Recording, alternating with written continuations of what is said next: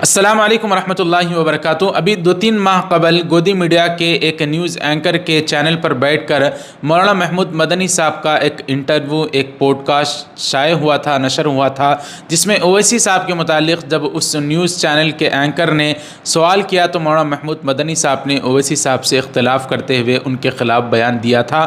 اس کو لے کر ابھی حال ہی میں ایک جلسے میں محمود مدنی صاحب سے ایک بزرگ آدمی نے سوال کیا تو مولانا محمود مدنی صاحب نے اویسی صاحب کے اس خلاف دیے گئے بیان سے جو انہوں نے اختلاف کیا تھا اس کو لے کر پھر کھلے طور پر صاف دو ٹوک انداز میں باتیں کی ہیں۔ اویسی صاحب کے چاہنے والوں کو اس طرح کے بیانات سے ایک چڑ ہوتی ہے، لیکن محمود مدنی صاحب کے چاہنے والے اس بیان کو لے کر محمود مدنی صاحب کا دفاع کر رہے ہیں۔ آپ حضرات کی خدمت میں محمود مدنی صاحب کا یہ بیان پیش کر رہے ہیں، ملاحظہ فرمائیں۔ یاد رکھیں، اویسی صاحب اور امتیاز جلیل صاحب نے خود کہا ہے کہ کسی بھی عالم دین کی بات سے اختلاف کیا جا سکتا ہے، لیکن ان کو برا بھلا ہرگز نہیں کہنا چاہیے۔ یہ مختصر سا کلپ پہلے اویسی صاحب کا ملاحظہ فرمائیں۔ میں یقیناً علماء کرام کی عزت کرتا تھا اور کرتا رہوں گا۔ اختلاف رائے ہے اور رہے گا، اس میں کوئی دو رائے نہیں ہے، مگر میرے بھائی یہ ہمارے علماء ہیں، یہ انبیاء کے وارثین ہیں۔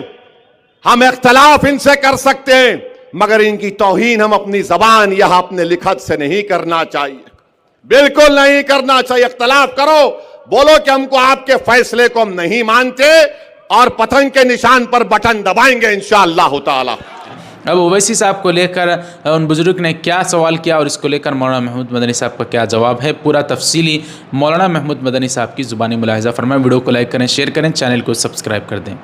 جی، اور کوئی صاحب ہے، کوئی سوال ہے؟ السلام علیکم۔ وعلیکم السلام۔ حاجی پپو وہ چٹھی سے بول رہا جی۔ جی بولو۔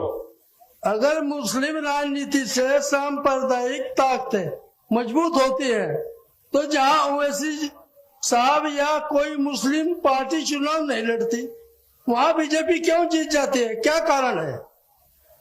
جی، اصل میں یہ سوال جو ہے وہ تھوڑا ٹیڑھا ہے اور تھوڑا لمبا ہے۔ اب اس کے اوپر اگر میں بات کروں گا تو لمبی بات ہوگی، نمبر 1۔ نمبر 2، آپ نے آدمی کا نام لے لیا، میری عادت ہے میں آدمی کا نام لیتا نہیں ہوں۔ اب سوال کرنے والے نام لے لیتے ہیں، میں جواب دوں گا تو کہیں گے جی یہ تو ان کے خلاف بول رہے ہیں۔ ایک بات یاد رکھیے، خلاف میں اور اختلاف میں بہت فرق ہے۔ خلاف ہونا اچھی بات نہیں ہے، منفی بات ہے، نیگیٹو بات ہے۔ اختلاف کرنا حق ہے ہر انسان کا۔